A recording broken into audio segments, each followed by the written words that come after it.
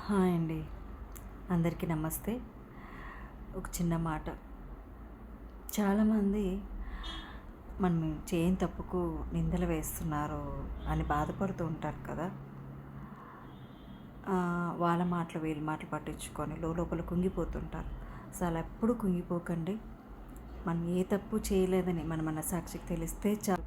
మన మనసులో మనం ఏ తప్పు చేయలేదని ఒక మనసాక్షి ఉంటుంది కదండి. అలాంటప్పుడు ఒకరి మాటలు పట్టించుకొని ఆ మాటల్లోనే కూరుకుపోయి ముందడుగు వేయకోకుండా బాధపడుతూనే ఉంటారు చూడండి. అలా ఎప్పుడు చేయకండి. మన మనసులో ఏ తప్పు చేయనప్పుడు అలాంటి బాధపడాల్సిన అవసరం లేదు. మనం ఏ తప్పు చేయకుండా కొన్నిసార్లు నిందలు పడుతుంటాం కదండి. సో ఒక్కసారి మనల్ని మనం ఒక్కొక్కసారి గమనించుకుంటే చాలు. నిజంగా మనం తప్పు చేస్తుంటే మన మనసాక్షి మనల్ని వేధిస్తూనే ఉంటుంది. నువ్వు తప్పు చేసావు అని. సో ఎప్పుడైతే మనం వేరే మాటలకు బాధపడుతూ ఏడుస్తూ ఉంటామో, మనం తప్పు చేయలేదు అని ఏడుస్తూ ఉంటాం కదండి.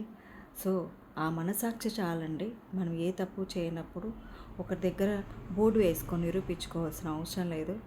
మనం మంచి వాళ్ళమని ప్రతి ఒక్కరికి బోర్డు వేసుకొని చూపించలేమండి.